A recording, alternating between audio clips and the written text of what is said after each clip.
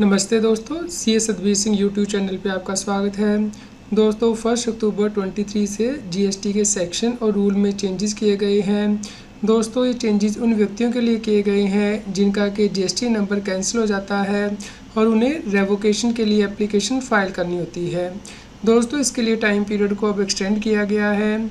दोस्तों ये जानना आपके लिए बहुत ज़रूरी है क्योंकि यदि आप टैक्स प्रैक्टिशनर हैं तो आपको क्लाइंट को टाइमली गाइड करना है और यदि आप टैक्स पेयर हैं तो उस केस में आपको टाइमली कंप्लायंस करनी है, अदरवाइज़ आपका जीएसटी नंबर रिवोक नहीं हो पाएगा।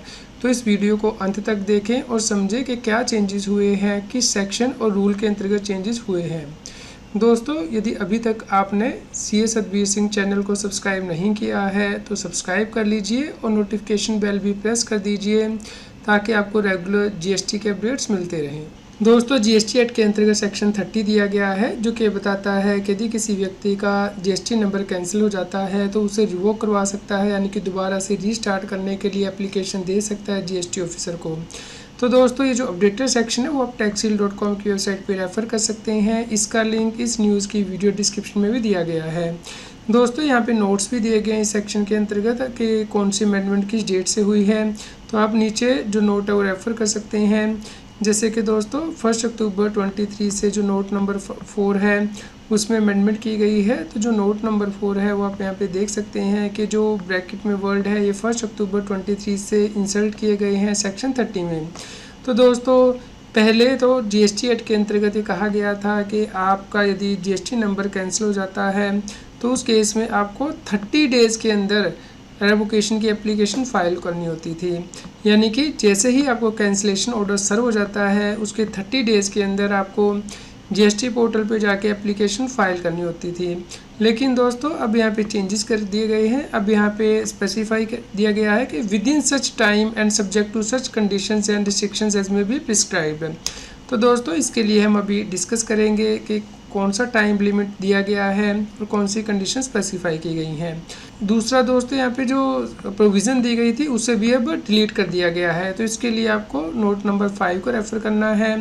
तो नोट नंबर 5 ये कहता है कि ये जो प्रोविज़न वो ओमिट कर दी गया 1 अक्टूबर 23 से। तो इससे पहले यहाँ पे ये प्रोविज़न थी कि 30 डेज़ के अंदर व्यक्ति रेवोकेशन की एप्लीकेशन फ़ाइल कर सकता था, लेकिन एडिशनल कमिश्नर या फिर जॉइंट कमिश्नर इसे और एक्सटेंड कर सकते थे 30 डेज़ के लिए, और जो कमिश्नर था इसे और एक्सटेंड कर सकता था एडिशनल 30 डेज़ के लिए। तो इस प्रकार टोटल टैक्स पेयर के पास 30 days plus 30 days plus 30 days का टाइम होता था। इस प्रकार अभी यहाँ पे अमेंडमेंट कर दी गई, ये प्रोविज़न यहाँ से डिलीट कर दी गई है सेक्शन से। तो दोस्तों अब आपको जो है रूल को रेफ़र करना होगा और इसके लिए आपको रूल 23 को रेफ़र करना है सीजीएसटी रूल्स के। तो यहाँ पे लिंक दिया गया है, इस पर आप क्लिक करके रेफ़र कर सकते हैं, या फिर इस वीडियो के डिस्क्रिप्शन में ही रूल 23 का लिंक दिया गया है सीजीएसटी रूल का, आप उसे क्लिक कर सकते हैं। दोस्तों ये रूल 23 सीजीएसटी रूल्स जो कि आज की डेट तक अपडेट किया हुआ है, तो आप इसे भी रेफ़र कर सकते हैं। इसका लिंक इस न्यूज़ की वीडियो डिस्क्रिप्शन में दिया गया है। इस रूल में भी दोस्तों नोट्स दे दिए गए हैं ताकि आप देख पाएँ कि कौन सी अमेंडमेंट किस डेट से की गई है। जैसे कि ये जो नोट 2 है इसे आप रेफ़र कर सकते हैं कि अमेंडमेंट कब से की गई है। आप नीचे जाएंगे तो ये देखेंगे कि ये जो अमेंडमेंट है वो 1 अक्टूबर 23 से की गई है। तो दोस्तों ये जो अमेंडमेंट है इसके द्वारा बताया गया है कि यदि किसी व्यक्ति का जीएसटी नंबर कैंसिल कर दिया गया है तो उस केस में वह रेवोकेशन की एप्लीकेशन को फ़ाइल कर सकता है। इसके लिए उसके पास 90 डेज़ का टाइम होगा, यानी कि जैसे ही उसे कैंसिलेशन ऑर्डर सर्व हो जाता है उसके बाद 90 डेज़ के अंदर वो रेवोकेशन की एप्लीकेशन फ़ाइल कर सकता है यदि उसका जीएसटी नंबर जीएसटी ऑफिसर के द्वारा कैंसिल किया गया है। दोस्तों यहाँ पे ये प्रोविज़न भी इंसर्ट की गई है। Provision first provided that such period may on sufficient cause being shown and for reason to be recorded in writing extended by commissioner or an officer authorized by him in this behalf not below the rank of additional commissioner or joint commissioner as the case may be for a further period not exceeding 180 days। तो इस प्रकार दोस्तों 90 days आपको यहाँ पे मिल जाते हैं, और यदि आपके पास सफिशेंट कॉज है या एप्लीकेशन आप टाइमली नहीं फ़ाइल कर पाए तो आप फिर कमिश्नर के पास एप्लीकेशन फ़ाइल कर सकते हैं और वो आपको एडिशनल 180 डेज़ दे देता है रेवोकेशन की एप्लीकेशन को फ़ाइल करने के लिए।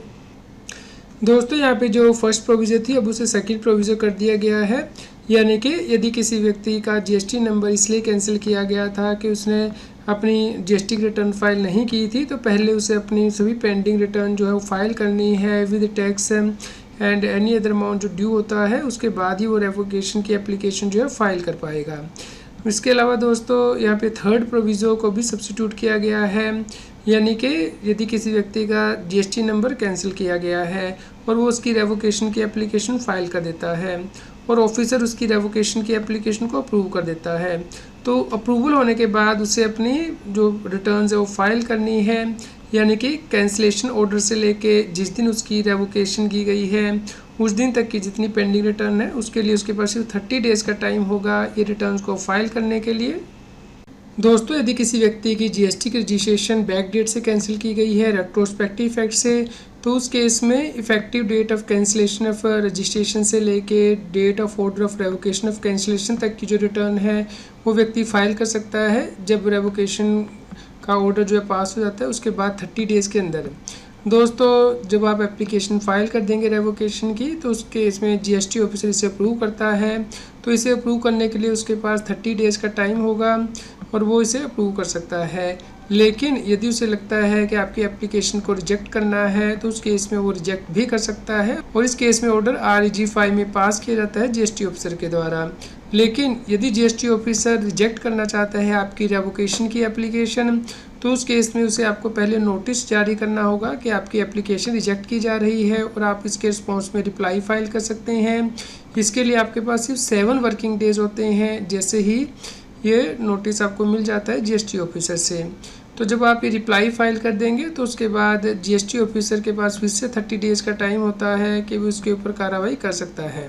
तो दोस्तों यदि आपका जीएसटी नंबर कैंसिल कर दिया गया है जीएसटी ऑफिसर के द्वारा सुओ मोटो, तो उस केस में आपको जीएसटी पोर्टल पे लॉगिन करना है, सबसी टैब में जाना है, रजिस्ट्रेशन में जाना है, यहाँ पे application for revocation of cancel registration पे क्लिक करना है और उसके बाद आपको ऑथेंटिकेट करना है अपने आधार के साथ। तो यहाँ पे आप आधार से जो ऑथेंटिकेशन लिंक भेज सकते हैं या फिर eKYC डॉक्यूमेंट अपलोड कर सकते हैं। दोस्तों उसके बाद आप रीज़न सेलेक्ट करते हैं यहाँ पे कि रेवोकेशन के लिए रीज़न क्या है और उसके बाद सपोर्टिंग डॉक्यूमेंट अटैच करते हैं और यहाँ पे वेरिफिकेशन करके इसे EVC के साथ या DSC के साथ ऑनलाइन ही फाइल कर देते हैं। तो इस प्रकार आप रेवोकेशन के लिए एप्लीकेशन फ़ाइल कर सकते हैं जीएसटी पोर्टल पे। दोस्तों आपको आज की वीडियो से क्या नया सीखने को मिला इसके बारे में हमें कमेंट करके ज़रूर बताएं। कृपया लाइक करें और शेयर करें ताकि सभी लोगों तक ये जानकारी पहुंच पाए और वो जीएसटी की कंप्लायंस कर पाएँ। रेगुलर जीएसटी और टैक्स अपडेट के लिए इस चैनल को सब्सक्राइब करें। फ्रेंड्स, आप TDS, इनकम टैक्स, जीएसटी और अकाउंटिंग सॉफ्टवेयर ऑडिट ट्रेल के साथ कंप्लायंस आसानी से कर सकते हैं। इन सॉफ्टवेयर के डेमो देखने के लिए आप हमें मोबाइल नंबर के साथ ईमेल कर दीजिए taxil@gmail.com पर। आप हमें टेलीग्राम ऐप CS सर्विसिंग टैक्सिल पर ज्वाइन कर सकते हैं ताकि आप जीएसटी और इनकम टैक्स के रेगुलर अपडेट अपने मोबाइल पर ही प्राप्त कर सकें।